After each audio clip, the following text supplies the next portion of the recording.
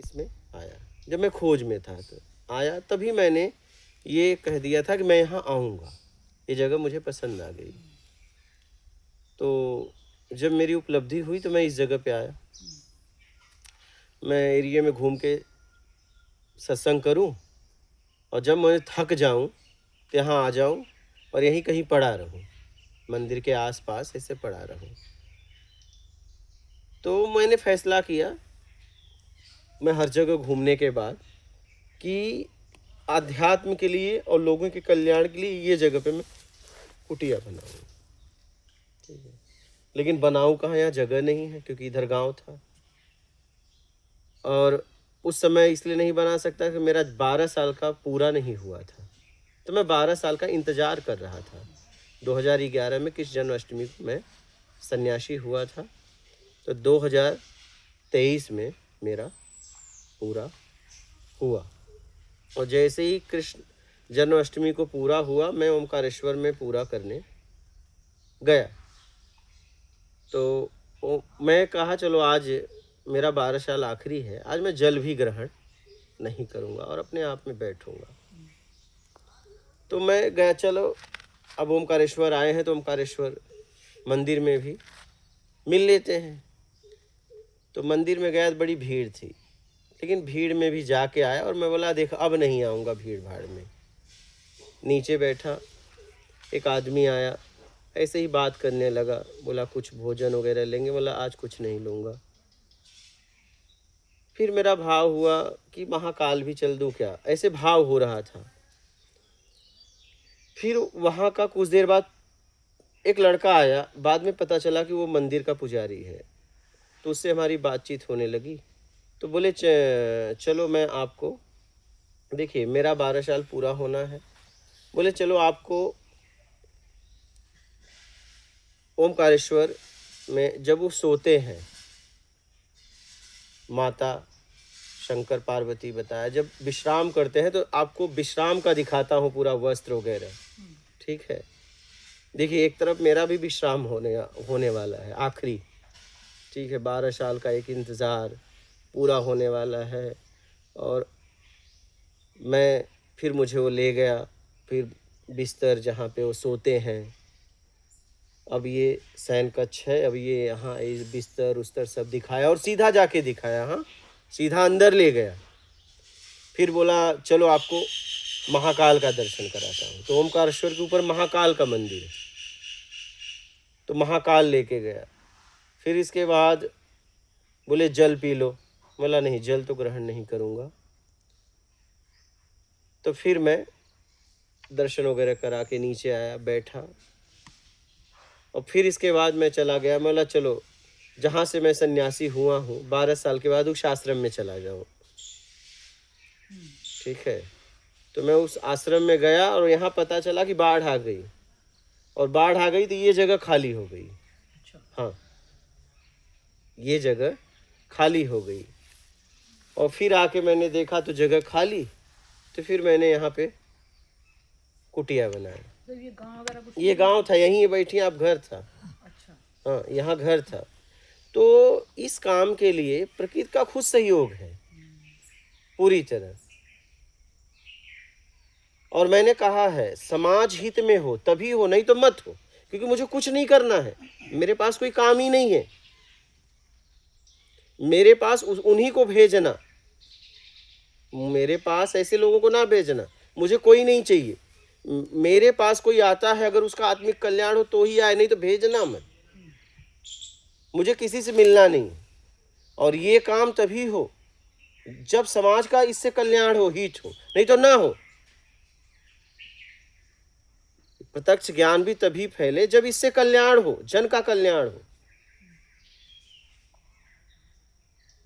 ये मार्ग सीधा मिलना है मूल से। क्या इसमें मैं भी नहीं हूं, इस ज्ञान में मैंने कहा कि मैं अपने आप को भी इस ज्ञान में नहीं रखूंगा।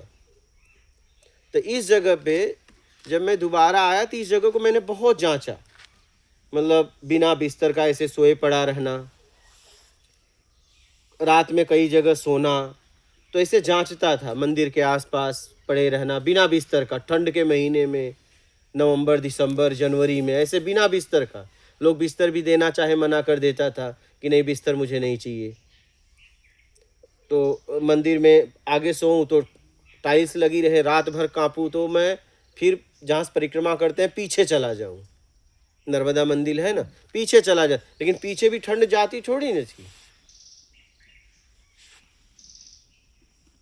तो रात भर ऐसे ठंडी में कांपता रहूं। तो क्यों क्यों कांपते थे आप? मुझे कुछ और समझना था, मुझे समाज के लिए काम करना था ना, मुझे समाज के लिए काम करना था। शरीर को जब पता लग रहा है कष्ट हो रहा है, शरीर को हो रहा है ना, मुझे नहीं हो रहा है। बात मेरी थी, मुझे कुछ करना था इस शरीर के द्वारा। समझ साधन तो घिसेगा ही ना, राइट राइट। साधन को तकलीफ होना ही होना है। अगर आप कुछ करोगे तो साधन को तकलीफ होगा ही होगा, और जब साधन को तकलीफ होता है तभी आप पता चलता है कि आप कर रहे हो या नहीं कर रहे हो। साधन को सुरक्षित रखते हुए तो सब कर देंगे, जब आप कुछ करोगे तो साधन घिसेगा, और घिसेगा तो साधन में पीड़ा होगी। अब मैं इस पॉइंट को समझी हूँ कि आगे जब आप समाज की सेवा में निकलोगे तो कितनी इसको पीड़ाओं का अथाह पीड़ा का मैं उस लायक इसे बना रहा था, यस यस यस। मैं इस लायक इसे बना रहा था, इस साधन को। मैं तो उपलब्धि के बाद भी ऐसे पढ़ा रहा था, इस साधन को उस लायक बना रहा था।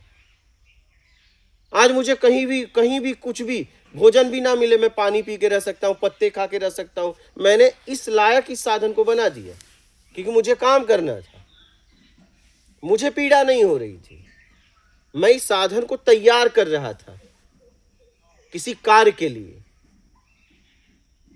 आज मैं किसी स्थिति में जी सकता हूं, किसी भी स्थिति परिस्थिति में मैं काम कर सकता हूं।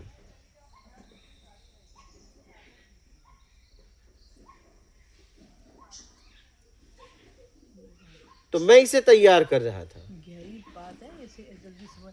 यही तो है, जब प्रत्यक्ष बैठते हो तभी ये चीज़ें हम क्वेश्चन आंसर करते हैं कि आपको तो पता, जब मैं समाज की सेवा में निकलूंगा तब कितना मुझे पीड़ाओं का सामना करना पड़ेगा। अथा मान भी, अपमान भी, बहुत क्रोध कुछ भी, मैं लोग सब भी, तैयार लोग कर भी, रहा था। लोग जूतों के हार भी एकदम पहनाएंगे, एकदम मारेंगे, पागल भी बोलेंगे, तो मुझे उसको सहन करना था कि मुझे अंदर कुछ जाए ना। मैं अब इसको क्लियर हो रहा है मेरा, आपकी बात बहुत अच्छी से अंदर जा रही है कि आपने, मैं उस दिन मैंने कहा कि क्यों इसको शरीर को, जब आपके पास व्यवस्था है तो क्यों अव्यवस्था में जीना चाह रहे हो, तो आप उस अवस्था के लिए अपनी इसको प्रिपेयर कर रहे थे। हाँ, तैयार कर रहे थे। इस शरीर को मैंने तैयार कर दिया है।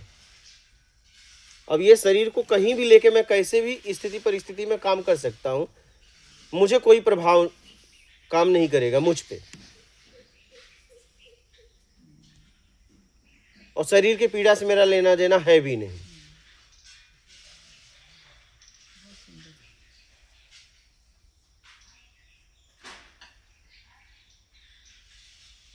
तो इस काम में पूरी तरह प्रकृति का सहयोग है, पूरी तरह। ये मैंने प्रत्यक्ष देखा।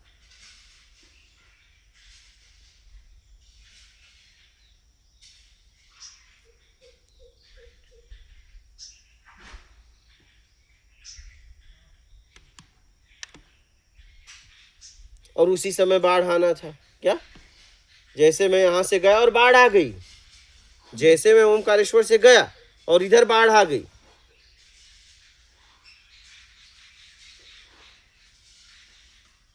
आपका भी शांति का समय आया तो उधर भी आपको भी शांति का वो दृश्य, posture, हाँ, मिला। दृश्य मिल गया। हाँ, एकदम। फिर तेरा भी स्लीपिंग पॉइंट आ गया। एकदम।